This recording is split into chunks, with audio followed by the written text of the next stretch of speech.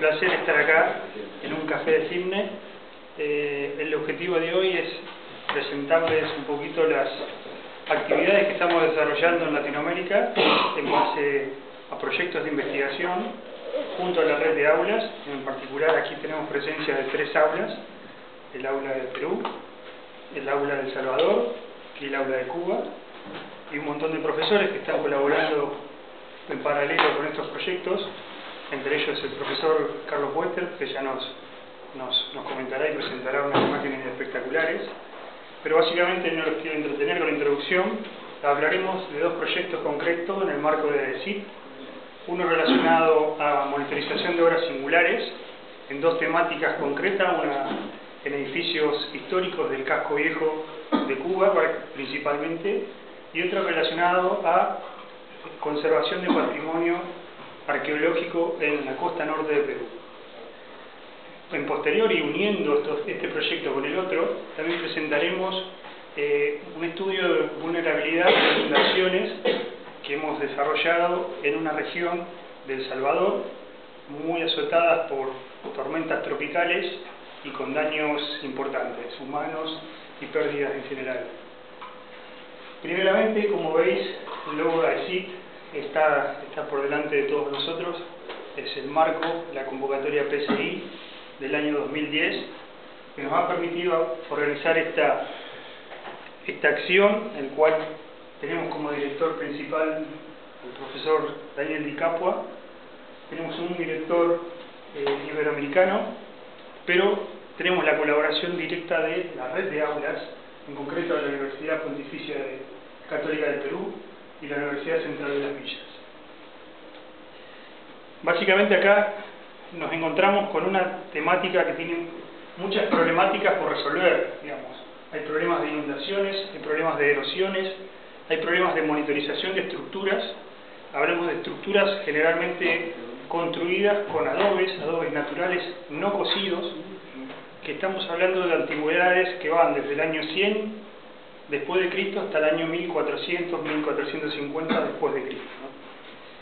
También tenemos una particularidad, que es cómo integrar a la comunidad que rodea estas estructuras que estamos por tratar de preservar, y por ende cómo difundir las acciones que estamos haciendo para que todo el mundo que esté involucrado en alguna de estas obras singulares la tome como suya, ¿no? Le paso la presentación al profesor y arqueólogo Carlos Wester. Él es director de la unidad ejecutora número 5 de la región de Lambayeque, en Perú, del Ministerio de Cultura del país. Muy buenas tardes. Primero quisiera agradecer la invitación que me ha hecho el centro para participar de esta reunión y tener el privilegio de dirigirme a ustedes en esta tarde. Nosotros venimos trabajando en la costa norte del Perú los últimos años para hacer investigación arqueológica. Y una investigación arqueológica que ahora, afortunadamente, en los últimos años, ha recibido el estímulo y el impacto económico del gobierno central. Situación que era impensable hace 20 años. Entonces ahora hay una especie de arqueología oficial, diría yo. Es arqueología conducida por el Estado y asumida por el Estado. Sin embargo, en la costa norte nosotros enfrentamos un problema realmente serio y de consecuencias dramáticas, con el cual es imposible que podamos transformar. Lo único que tenemos que hacer es aprender a convivir con esta circunstancia climática. Es el fenómeno del Niño. El fenómeno del Niño es una corriente de agua cálida que ingresa por la zona ecuatorial hasta la costa norte y altera sensiblemente el clima, genera precipitaciones pluviales, lluvias muy intensas, y este fenómeno se ha ido presentando de manera diferente en los últimos 2000 años, diría yo. Pero los monumentos arqueológicos han sido los que muestran las claras evidencias de esta presencia climática, de esta alteración, que voy a mostrar para que podamos ilustrarnos. Esta es una fotografía tomada por un ciudadano alemán, un investigador alemán, en 1925, después de un gran fenómeno del Niño. Fíjense ustedes los efectos que ha producido en este tiempo esta lluvia, que genera una inundación y que obviamente genera una respuesta social. El drama de la desolación después de las lluvias que genera este fenómeno es terrible. Esta es una de las fotos de Bruni, y esta es una imagen captada en el año 1983, hace poco nomás. Es imposible pensar que en este centro poblado de la costa norte, en la ciudad de Lambayeque, hubiese podido suceder algo como esto. No solamente la gran inundación que genera el desborde de los ríos, sino que además altera a la población, y en este caso, para citar como una situación anecdótica, esta ciudad se afecta el cementerio y los cajones salen por el cauce de esta agua. Entonces la gente lo que piensa es que es el fin del mundo, ¿no? Que ha generado un gran drama. Esta es una fotografía en marzo de 1998 en el famoso río Reque. Miren este volumen de agua que debe llegar más o menos, según los cálculos establecidos, a casi 2000 cubos por segundo. Obviamente que un caudal de esta magnitud es imposible controlar, y es imposible controlar a tal extremo que genera lo impensable: un puente sólido, muy bien establecido, que conecta a las poblaciones, se cae. Nunca nosotros podemos imaginar que el agua puede lograr generar esta catástrofe. No solamente afectar el puente, sino afectar la comunicación, romper la comunicación y obviamente un gran problema. Esta es una fotografía captada apenas instantes después de la caída del puente. Esta es una zona al norte de Lambayeque, conocida como Moxe. Uno transita con toda libertad, pero fíjese en lo que se convierte eventualmente cuando hay este fenómeno. En una zona casi navegable, ¿no? Para pasar de un lado a otro uno tiene que tener una pequeña lanchita, y entonces hay un efecto terrible. Y yo estoy hablando de este efecto en términos del presente, de los últimos 100 años. Pero si trasladamos este mismo fenómeno al pasado, imagínense ustedes lo que ha tenido la civilización que enfrentar para organizarse frente a este gran y terrible fenómeno, que lo que hace es generar mucha destrucción, altera totalmente la sociedad, la descompone, ¿no? Y que afecta entonces el patrimonio arqueológico, los monumentos.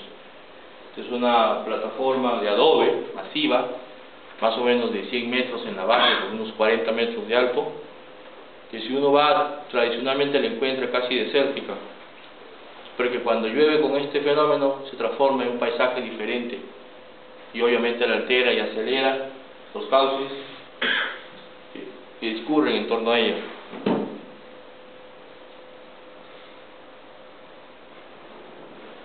Esta es una foto aérea de una zona llamada Batangrande. Es un gran bosque seco de naturaleza subtropical que es interrumpido por el cauce de un río, cauce sinuoso, y que ha generado una serie de problemas a los monumentos arqueológicos. Cada uno de estos polígonos irregulares es una zona arqueológica donde existen tumbas, donde provienen los tesoros más importantes que se conocen de América precolombina.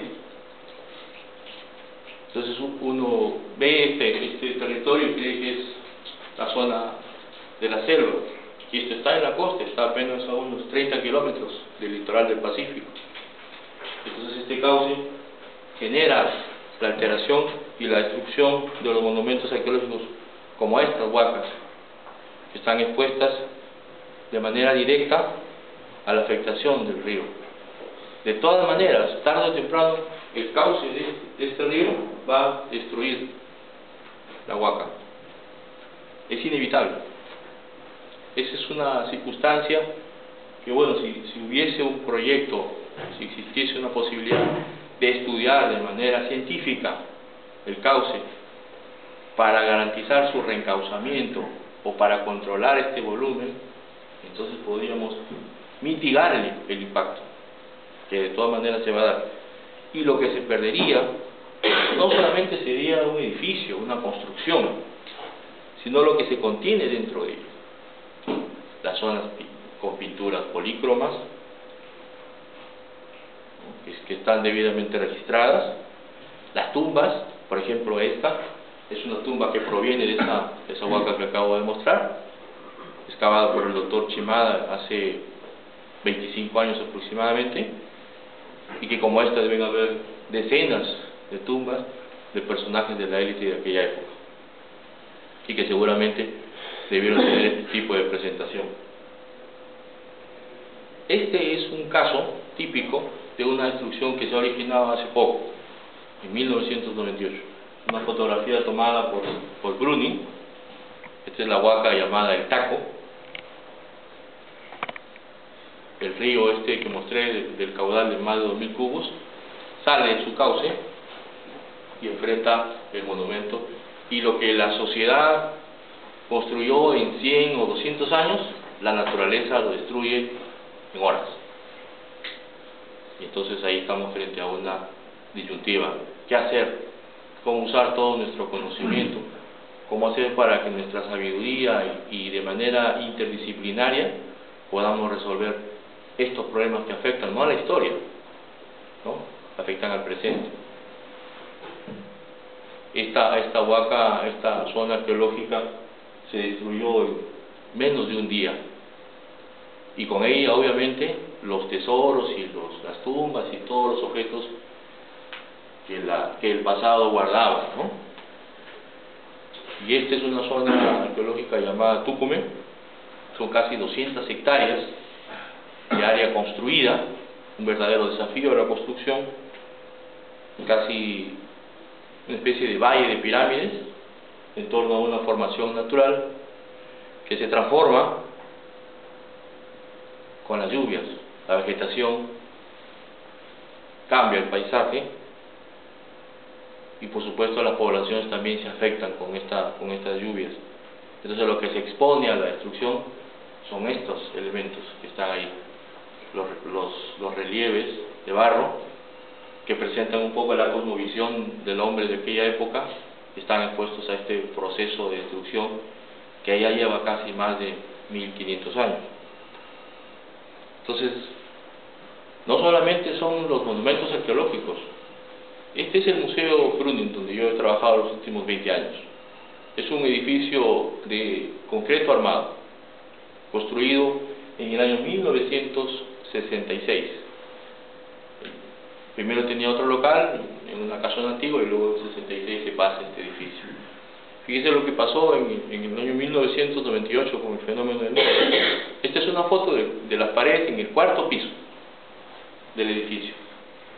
Miren cómo la humedad ha subido por las paredes, ¿no?, y ha generado esta alteración de la pintura, y se produce esta chorrera.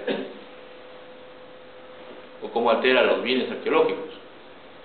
Estos absorben humedad y obviamente reaccionan. Estamos hablando de un edificio de 12 a 15 metros de alto, como la humedad del subsuelo frente a la abundancia de agua incrementa el acuífero, y esta sube, entonces se expresa a través de las paredes y contagia a los objetos. Y esto es lo que sucede tradicionalmente. Todas las épocas de verano, entre enero y marzo, es lo que sucede en la costa norte. Lluvias que generan esta presentación, son lluvias tradicionales. Diríamos que hay tres tipos de fenómenos. El fenómeno del Niño severo, ese que sucede cada 500 años, y los arqueólogos han documentado uno en el año 550 después de Cristo, uno en el 1100, un tercero en 1578, y el cuarto ha sido en 1998. Ese es el primer grupo. Luego hay estos intermedios, que son entre 10 a 15 años, que son terribles. Yo he vivido por lo menos 2 de ellos. Y otros, que son los terceros, que es tradicional, son las lluvias que siempre se van a dar, pero que afectan de manera sensible el patrimonio histórico, monumental de las ciudades. Por ejemplo, esta casona que está a la mano izquierda, esta es una foto tomada el año pasado. Hoy esta casa ya no existe, ya se derrumbó por toda la humedad que se genera. Entonces estas lluvias ocasionalmente en verano generan este tipo de inundaciones que sí afectan sensiblemente a la ciudad.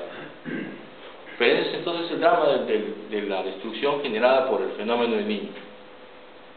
Sin embargo, nosotros en nuestra institución, con recursos del Estado, venimos trabajando arduamente para excavar los sitios arqueológicos, casi como una situación de emergencia, porque somos conscientes que también la naturaleza está ahí, muy cerca, ¿no?, persiguiéndonos para sepultar lo que la historia ha dejado. Y entonces hemos venido trabajando en una zona arqueológica en Lambayeque, llamada Chotuna Chornacap. Es un complejo que está asociado a una historia, casi como un mito, una tradición oral, que habla de la llegada de un personaje por el mar, su arribo con toda su corte, la construcción del templo, la colocación del ídolo, ¿no?, que es la fundación simbólica, y la muerte de este personaje que se convierte en ave cuando muere. Y lo que sucede con él, sucede con toda su descendencia. Esa es la historia que los últimos 100 años los arqueólogos hemos discutido terriblemente. Unos pensando que es un argumento totalmente falso, que solo es una metáfora, y otros convencidos en que debe haber argumentos para probar la historia y para romper el mito y pasarlo al plano de la historia, ¿no es cierto? Yo soy uno de ellos, seguidor de la idea de Brüning del siglo pasado, que plantea de que en algún lugar de la zona arqueológica debe estar uno de los descendientes o alguien vinculado a estos personajes. Y hemos estado en esa búsqueda. Estamos trabajando en un sitio donde hay una accesibilidad, podemos llegar fácilmente, está a 9 kilómetros de Lambayeque, 20 kilómetros de la ciudad de Chiclayo, que son las ciudades grandes más próximas, muy cerca al Pacífico, en un territorio totalmente accesible, perteneciente a una época entre el siglo 8, 9 después de Cristo hasta el siglo 14, una época que los arqueólogos llamamos como la época de Lambayeque, que es una civilización que continúa a los mochicas en la costa norte. En el año 1983 un arqueólogo americano, el Dr. Chris Donan, excavó esa huaca, esta plataforma, y encontró estas pinturas polícromas. Lamentablemente, no saben por qué razón, lo único que hizo es registrarlas y las volvió a tapar. Yo creo que afortunadamente el taparlas fue la decisión más acertada, porque al taparlas las protegió y todavía podemos verlas ahora. Entonces, con ese indicio, nosotros decidimos en el año 2009 excavar esa huaca, esa plataforma, primero para intentar reconstruir la arquitectura, para tener una idea clara de qué forma tenía esta plataforma ceremonial. Entonces estamos hablando de un gran centro ceremonial. Y luego empezar a excavar en los extremos, empezamos por el lado norte, para tener una idea a partir de las pinturas excavadas por Chris Donan, tener una idea de qué es lo que había sucedido, cómo está configurado ese entorno arqueológico. Entonces las pinturas estaban ahí, siguen ahí, y nosotros decidimos abrir todo este espacio. Y ahí nos hemos llevado una de las sorpresas, una de las primeras sorpresas, encontrar esta pequeña placita, una plaza donde al centro, aquí, hay un trono, un asiento, ¿no?, el espacio para una persona, determinada por una pequeña plataforma con un acceso, unos pedestales aquí y aquí. Y entonces que si intentamos reconstruirla, empezamos a mirarla, un espacio para un personaje. Ahí debe haberse sentado un personaje, una autoridad local. ha tenido un techo, ¿no?, para proteger ese espacio. Ahí están todavía los cortes donde iban los pies derechos. Con esos cortes hemos hecho la recreación.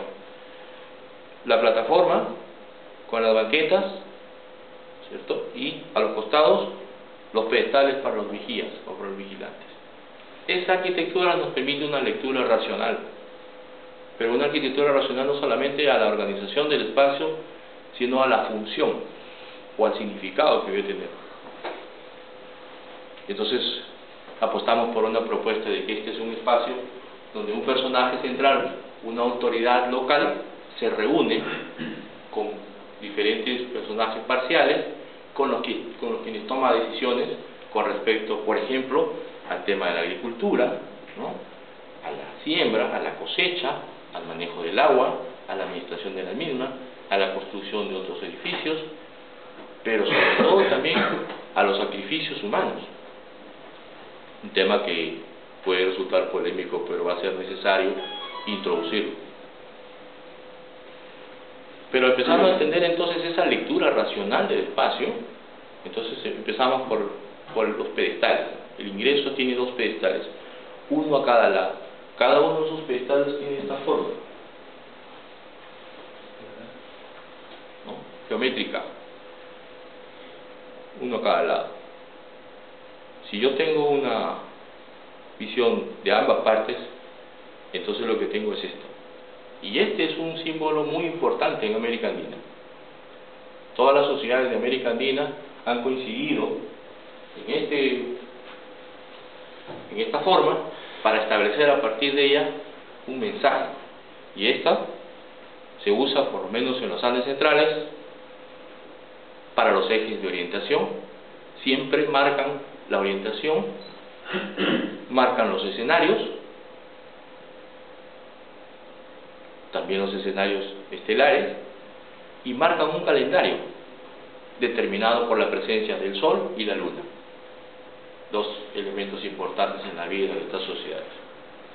Por lo tanto, quien está en el trono conoce ese discurso y lo usa para establecer un mecanismo de poder a partir de este elemento ideológico.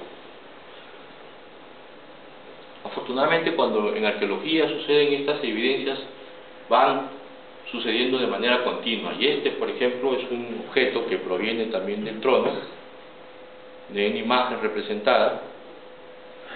Hay dos personajes aquí arriba sentados, tienen una soga, a los que están amarrados dos más que están de cabeza, ¿no?, y al centro hay una especie de cuadrángulo, ¿no? Esta es una visión vertical y horizontal de la proporción, y pensamos que se trata de dos buzos que están buscando la concha spondylus, que es un bien muy preciado en esta época, y que estos otros son los que lo sostienen, mientras los que están abajo bucean, ¿no? Es una práctica muy cotidiana.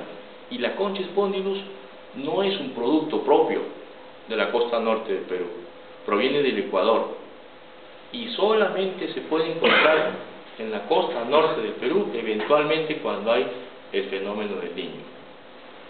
Entonces, la asociación entre estas grandes lluvias a esta producción de los fondos. Por lo tanto, esto genera una ruta, no solamente es tener los bienes, sino un desplazamiento, un eje de comunicación. Por lo tanto, entonces, las relaciones con el Ecuador son unas relaciones muy sólidas a partir del ómnibus, a partir del oro, y obviamente de otro tipo de productos. Ahora explicaré por qué. Y para cerrar esta primera parte, en el entorno de la arquitectura encontramos estos grafitis, ¿no?, estos dibujitos que hasta ahora se siguen haciendo. Hay varias imágenes,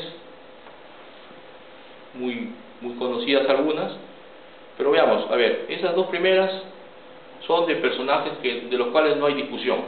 Estos deben tratarse de personajes de élite, tienen sus tocados, tienen porras, son personas que tienen cierto estatus. Quien dibujó estas imágenes debió verlos y hizo una réplica con ese trazo. Pero por ejemplo, nos ha causado bastante interés. Este es un personaje que tiene las manos así, ¿no? Y aparentemente en este triángulo son unas cabezas. Buscando en el universo de la iconografía, aparece la deidad conocida como el decapitador. Miren ustedes la similitud que hay entre uno y otro. La misma posición de las manos, el cuerpo tiene la misma posición, y este tocado aquí, este otro, coincide con esta posición. ¿Cómo es posible que la imagen superior, que es del siglo I después de Cristo, subsista después de más de 1000 años? Hay una transmisión entonces de los elementos simbólicos que no se alteran y a pesar del tiempo siguen vigentes. O esta, por ejemplo, una casita muy parecida a esta vasija que hay en un museo en Lima, en el Museo del Banco Central de Reserva. Probablemente esta imagen que está arriba sobre la vasija es ese espacio del trono que mostré, y esa vasija pues, podría ser una maqueta de ese espacio que nosotros estábamos. Entonces, para volver a las pinturas, esta es la imagen dejada por el arqueólogo americano hace más de 30 años. Nosotros necesitamos entenderla más en función a ese espacio con arquitectura. Y aparece este pequeño fragmento caído en el talud del agua. Lo hemos retirado, hemos analizado con mucho detenimiento. Miren ustedes lo importante que puede ser un pequeño fragmento de la historia, puede cambiar el rumbo de los acontecimientos. Entonces, este fragmento tiene un arco aquí que se proyecta y un escalonado aquí. Si yo proyecto esa imagen, lo que tengo es una forma como esta, siguiendo la lógica del trazo. Y el producto de esa lógica entonces es un tocado, como una corona. ¿Quiénes usan esas coronas? Este personaje que está ahí, de las pinturas. Este otro, que está en otra zona arqueológica. Entonces, si yo uso ese elemento y lo incorporo a estas pinturas, ya no tengo esta visión parcial, sino cambia la condición de los personajes representados. Y entonces podemos tener una lectura de este ritual. Estos hombres están llevando unas cabezas a un ritual culminante que seguramente preside una deidad que está aquí, que debe ser un hombre felino. Afortunadamente excavamos esa área y encontramos entonces casi 19 osamentas de mujeres sacrificadas, sacrificios humanos, mujeres que han sido seleccionadas para este ritual, que es realmente dramático, es casi un degollamiento. Los cortes aparecen de manera frecuente en puntos específicos, no importa la condición, pueden ser muy jóvenes, casi niñas, en algunos casos hay mutilaciones.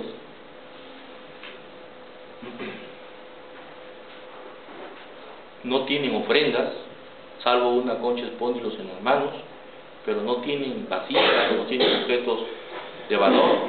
El valor supremo son ellos mismos. La misma condición humana es el único valor. Entonces, cuando hemos analizado dónde están los cortes, aparece una coincidencia absoluta. Los cortes se producen en la cervical, en las clavículas y en el esternón. En algunos casos para precipitar la apertura de la cavidad torácica y extraer el corazón. Muy parecido al ritual establecido por los mayas. No es raro, estamos en un territorio común. Toda América Andina es un gran territorio común donde estas coincidencias, más que coincidencias, son razones de supervivencia. Y son razones que son el reflejo de esa naturaleza en la cual el hombre vive. El mar, la zona andina, el altiplano y la hoya amazónica. Son territorios comunes. Y esto inspira rituales, inspira formas. Y por supuesto que no podemos evadir la necesidad de recrear cómo debieron ser estos rituales absolutamente dramáticos, complejos, ¿no?, pero necesarios para resolver problemas, por ejemplo, del agua, de la necesidad del agua o de la abundancia de esta. Cuando hay mucha agua y destruye, entonces se recurren a estas decisiones. Y cuando no hay, se vuelve a recurrir a esta misma práctica. ¿Y por qué la mujer? Porque naturalmente las mujeres son el vehículo más notable en el proceso de reproducción. Y las sociedades son complejas, son convencidas de ello. Saben, conocen esa naturaleza humana. Entonces establecen a la mujer como el vehículo de la fertilidad, es el símbolo de la fertilidad. Es el único ser capaz de lograr una procreación con ayuda del hombre. Pero genera este proceso, lo engendra y lo trae al mundo. Entonces el hombre piensa desde esa perspectiva. Y entonces, como tuvimos tanta suerte, tanto éxito en el lado norte, usamos nuevamente la lógica para excavar en el lado sur de la misma huaca. Y buscamos algunos indicios, habían pequeños indicios, aparecen algunos pequeños entierros, ¿no?, ofrendas, pero aparece esta arquitectura. Nuevamente la arquitectura nos empieza a revelar una comunicación, una arquitectura que refleja un uso, una función, pero también un ritual. Estas pequeñas plataformas o altares, vamos a ver un poco más, ahí, este de acá, es un pequeño altar, donde alguien debió enfrentar un pequeño ritual previo a un ritual mayor. Entonces toda la arquitectura está articulada y está vinculada de alguna manera a un ritual que hasta ese momento en esta imagen nosotros no entendíamos. Pero miramos la planta, entonces tenemos dos espacios bien diferenciados. Este, que llamamos A, y el inferior, que llamamos B, separado por este gran muro alto y ancho. Ahí tenemos, ¿no?, la arquitectura A y B juntos. Si lo miramos con detenimiento, el frente A, fíjese, aquí tenemos dos altares, uno aquí, otro acá, algunos recintos, pero empecemos a establecer cómo se vinculan estos espacios. A ver, desde ese altar yo puedo llegar a la plaza y presentarme en la plaza principal. Igual llego a los aposentos o lo que serían los dormitorios. Voy por ese camino ritual y atravieso esa sinuosa arquitectura y me transformo y me presento en el altar mayor. Y ahí está el rito. Y establezco relación con el área de los depósitos de las ofrendas. Entonces, este espacio tiene una jerarquía estrictamente ritual. Cualquier persona no puede acceder a este espacio. Y entonces se parece a esos pequeños palacios, ¿no?, de la época mochica. Si lo miramos en esta perspectiva, en esta reconstrucción, entonces tenemos al personaje yéndose a los aposentos,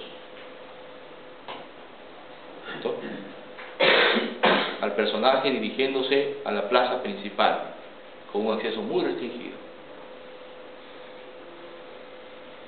o a este personaje transformándose por ese recorrido geométrico que debió cambiar su personalidad o su identidad,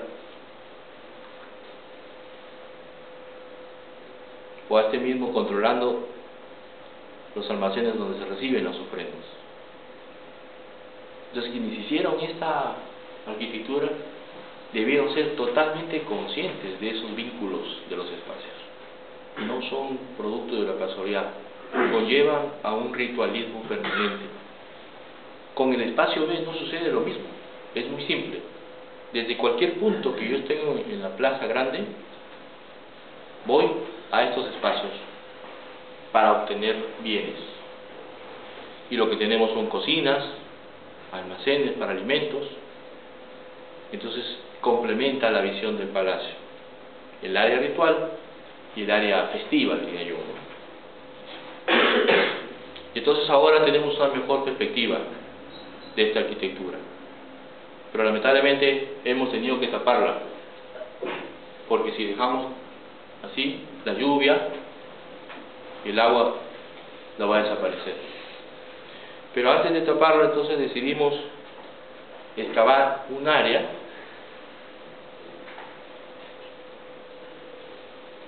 ahí, donde aparecía un gran corte, junto al área ritual, y junto a estadio, pequeño recinto. Y van a ver la sorpresa que nos hemos encontrado. Excavamos esa área. Alguien hace más de 500 años hizo esa excavación, colocó algo adentro y tapó, ¿no? Lo que nosotros hemos encontrado es la evidencia del corte y el sello, ¿no? Asumíamos que debía ser una tumba, no sabíamos qué magnitud. Y entonces empezaron a aparecer los primeros indicios de cerámica proveniente de Cajamarca, de la zona andina de Lambayeque, una zona casi a 700 kilómetros de distancia. La que está al lado, a esta mano, está la cerámica local, y la que está al lado opuesto es la cerámica de Cajamarca. Son estilos totalmente diferentes, se puede diferenciar. Es un estilo muy fino. La primera pregunta: ¿qué hace esta cerámica ahí? ¿Y quién la trajo y por qué razón? ¿Tiene un sentido poner esa cerámica? ¿Significa algo? Claro que sí. Hemos seguido excavando, retiramos la cerámica y aparece este manto con unos objetos de cobre circulares. Allí, un gran manto más o menos del tamaño de esta mesa, colocado de manera horizontal, que alude a dos escenarios. El primero de ellos es el mar, aquí, y la ola convertida en la cabeza de un personaje, y el segundo, estos círculos, que es la luna. Yo contaba al principio la tradición oral y decía que estos hombres hablan de que vienen por el mar y desembarcan, ¿no? Entonces el mar es un elemento principal, porque de ahí vienen y ahí vuelven. Ellos son como los dioses del mar, una cosa así, ¿no? Son la ola antropomorfa. Entonces por eso aparece esa representación. Entonces se coloca ese textil pintado con esa representación del mar y la luna. Nosotros retiramos ese textil, lo hemos conservado gran parte de él, y debajo aparecen estas impresiones como huellas. En arqueología se tiene que tener mucho cuidado, como en toda ciencia, cuando uno examina las evidencias. Dejar pasar este elemento hubiera sido terrible para nosotros, porque hubiéramos podido desconocer que cuando se produce el cierre de esta tumba, que todavía no podemos ver, pero sabemos que es una tumba, entonces alguien pisa y como que si preparara barro sobre esa superficie. Hemos encontrado huellas de por lo menos 3 personas que seguramente participan de este ritual de enterramiento o el cierre de la sepultura. Entonces imagínense cómo este elemento, la huella, puede conducirnos a esta interpretación. Y tiene totalmente lógica, porque apenas retiramos esas huellas a casi 1,30 m de ese nivel, aparece entonces la tumba o el fardo del personaje, que es la máscara, ahí, un rostro de cobre, una corona aquí. Vamos a enviarlo más cerca. Ahí está. Esta máscara tiene unas lágrimas que le caen a este personaje de los ojos. Entonces tenemos un fardo sellado, intacto, y obviamente una oportunidad única para poder conocer una historia totalmente diferente y que puede generar un gran cambio en la perspectiva del pasado. Empezamos a abrir el fardo y se produce aquello que esperamos que se produzca, es el hallazgo de los objetos, o sea, de toda la parafernalia ritual, de todos los bienes, que van a empezar a establecer un indicador de quién se trata, ¿no? Orejeras de oro, de plata, coronas, miles de millones de cuentas que conforman pectorales o collares, hechos en conches póndilus, traídos desde el Ecuador. Por ejemplo, orejeras de oro con la representación de imágenes de personajes, o esta, que ya hemos limpiado esta, hemos empezado a conservar. Miren, el estado de conservación es realmente bueno. Estamos hablando de un oro de ley 18, o sea, buen oro, se conserva en buen estado. Ahí está, tiene la representación también de la ola en el perímetro de la orejera, coronas con personajes también de oro, más o menos una idea de cómo se usó esta corona. Otros objetos que están en proceso de conservación ahora, también con representaciones. Este vaso, por ejemplo, que está en la mano derecha, tiene un sentido, ¿no? Está en la mano derecha, no está en la izquierda. Y está en la mano derecha porque los personajes que están representados en otros objetos tienen el vaso en la mano derecha. Y entonces, a partir de este elemento empezamos a aproximarnos a la identidad del individuo, a saber de quién se trata. O estas vasijas bimetálicas de oro y plata, esta, que ha sido todo un dolor de cabeza para nosotros, para saber de qué se trata. Nunca habíamos visto un objeto de esa forma, es algo totalmente nuevo. Entonces, una primera idea es, ambos, porque son dos, ambos están unidos y forman ese tocado, probablemente, porque como hay ese textil y aparece igual, es muy probable que sea eso. Tiene un poco de lógica. O que sean los remates de los soportes de la litera, tiene mucho más lógica todavía. Pero la tercera imagen es esta, que sencillamente son vasos, y que este es un sacerdote que usa esas vasijas en una presentación pública con un líquido que va saliendo por el lado opuesto, donde está el oro, y que habla y que cuenta un poco la historia de la fertilidad. ¿Dónde están los vasos? Sin embargo, este cuenco, este pequeño recipiente, que entra en una sola mano, es de plata, está como parte de las ofrendas, pero tiene una decoración en todo el exterior. A ver, vamos a verlo. Está totalmente repujado. No han dejado ni un espacio sin hacer una representación. Además, una representación coherente.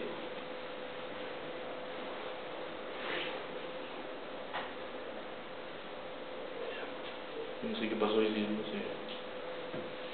No importa, no importa. No se ve. No importa. Sí se ve, pero muy opaco. Bueno, es una representación que alude a dos temáticas, las aves y el mar. Nuevamente el tema de la leyenda, de la tradición oral, ¿no? De dónde vienen y en qué terminan estos personajes. Seguramente este es una especie de cáliz, ¿no? Un recipiente donde estos hombres expresan su religiosidad, por eso lo llamamos el sacerdote. Y aparece el complemento a la función: el cáliz para la ceremonia y este bastón de oro, más o menos 25 centímetros de longitud, donde aparece este personaje representado en una actitud ritual muy sugerente. Y entonces hemos empezado a hacer la búsqueda de este elemento para asociarlo a qué correspondería, para ver de dónde viene. Entonces este elemento es el que nos ha permitido un poco abrir el espacio público para que a partir de este medio, que es uno de los más prestigiosos del Perú, el Diario El Comercio, haga una serie de publicaciones sobre este hallazgo y descubrimiento. Entonces, para ir cerrando ya esta intervención, no estamos hablando de participar con el proyecto SADMA solamente para el tema del cauce de los ríos, las inundaciones, los desastres y las amenazas, sino estamos hablando de algo que va más allá: preservar los monumentos arqueológicos, los bienes que son los que contienen estos tesoros, que son los únicos medios que nos van a permitir contar la verdadera historia sucedida en el pasado y ponerla, obviamente, en el uso público y en el disfrute colectivo. Entonces, yo estoy convencido de que este proceso, el proyecto, de alguna manera, en alguno de los escenarios donde se presente, tendrá que tener como propuesta general el fondo es la conservación de la historia de la humanidad, de la historia de América. Yo les agradezco muchísimo por su atención y paciencia. Muchas gracias.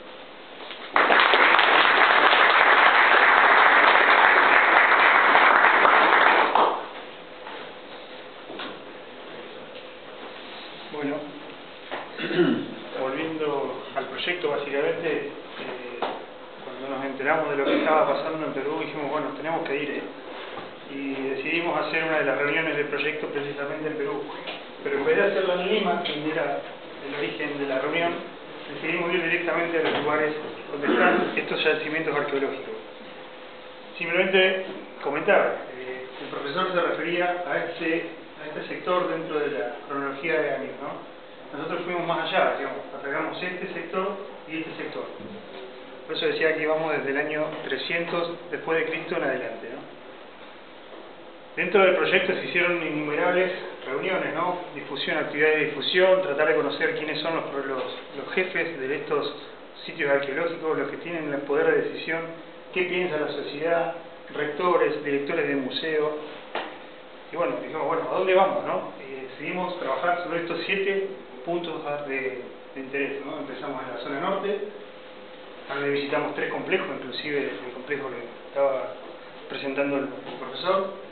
De ahí bajamos al medio, aquí está Chiclayo, aquí está Trujillo y por aquí abajo está Lima, ¿no? Pasamos a otro sector y otra era, en la zona central, en la zona de Chepén, donde estuvimos dentro del complejo San José de Moro y el Cerro Chepén, y finalmente fuimos a Trujillo, donde está el complejo Huaca Laguna, Huaca el Sol, y visitamos también un edificio histórico que estaba dentro de la temática del proyecto, ¿no? Sinceramente, cuando uno llega a estos lugares y ve estas cosas, bueno, no lo puede creer, ¿no? O sea, pensar que esto que parece una montaña no es una montaña, es algo construido hace 1500 años, porque podemos encontrar estas construcciones de adobe, ¿no? Pero pensar que son bloques de 40 kilos, 50-60 centímetros de largo, 25-30 de ancho y 20 de espesor. O bien encontrar dentro de esta vegetación una montaña, o sea, que parece una montaña. Cualquiera que no esté informado de lo que está viendo vería y dice, bueno, acá puede ser algo artificial, pero no sé, puede pasar desapercibido, pero en realidad es un templo, digamos. El profesor hablaba de huacas. En realidad huacas, la palabra la transformaríamos en templo. Puede ser un templo religioso, un templo de sacrificio o bien un lugar de habitación. Claro, ¿qué es lo que encontramos en estos lugares? Adentro o debajo o al pie de estas construcciones encontramos frisos construidos en adobe, pintados, que tienen que preservarse para el futuro, digamos. Esa es un poco la temática. Fuimos a diferentes lugares, hemos conocido desde por qué hay que preservarlo, cómo se preserva, qué es lo que se encuentra. Estuvimos realmente con los pies en la tierra, fuimos al lugar a tocar y hablar con la gente que está trabajando en estos lugares, ¿no?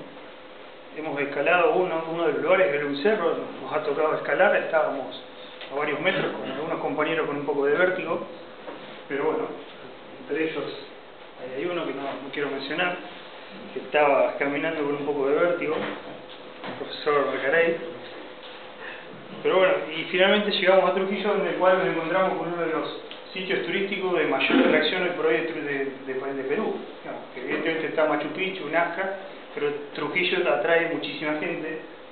¿Y qué es lo que encontramos? Bueno, dos huacas básicamente, o dos templos, tapados, sepultados completamente hace 20 años por la arena, y se fueron encontrando un poco por casualidad, intuición, empezaron a excavar y luego, ¡pum!, encontraron un pedazo de este friso, ¿no? Dijeron, acá debe haber algo. Mirá por favor esto, ¿no? Estos son muchos metros, ¿eh? Y para abajo hay más todavía, que todavía no se ha licitado o no se ha llamado a las empresas para poder sacar esos metros y metros cúbicos de adobe. Claro, dice, ¿qué vamos a ver, no? Mirá esto, ¿no? Acá, por ejemplo, tenemos montones de frisos que tienen un impacto brutal de viento con partículas de arena que se lo están comiendo, además.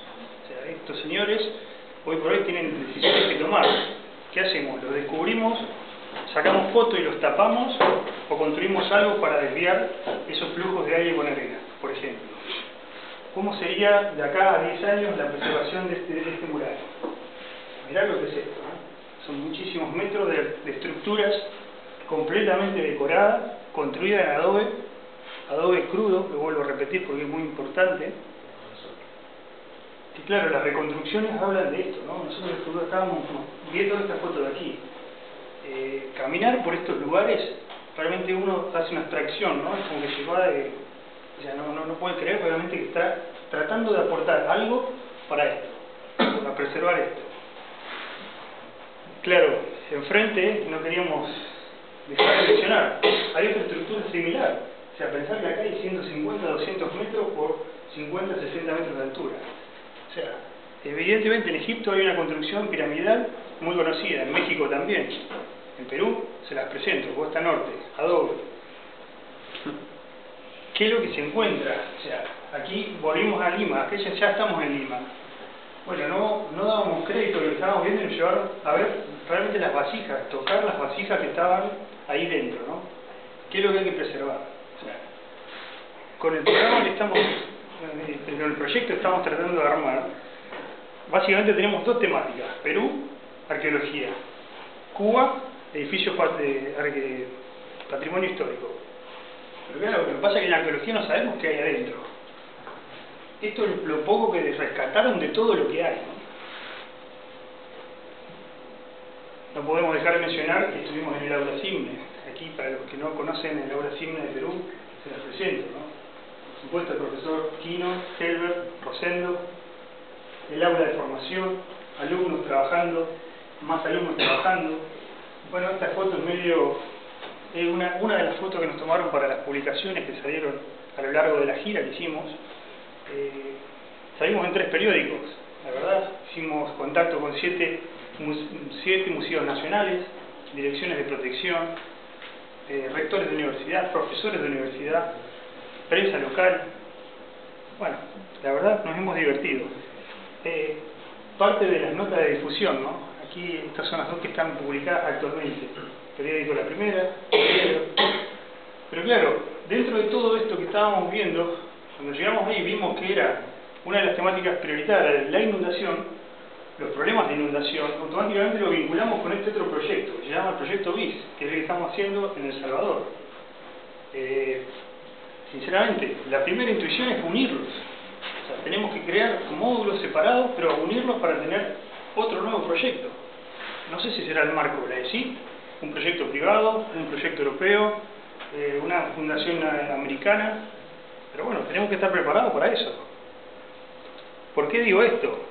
Porque, por ejemplo, hoy en Perú tenemos modelos digitales que van casi una provincia entera. Comentaba con Quique más o menos que tenía esto. ¿Y qué es lo que queremos hacer? Bueno, simular de todo lo que podamos. Viento, inundación, erosión. Veremos algunas cosas que estamos haciendo actualmente, pero no quiero que pierdan el hilo de lo que estamos tratando de hacer, digamos.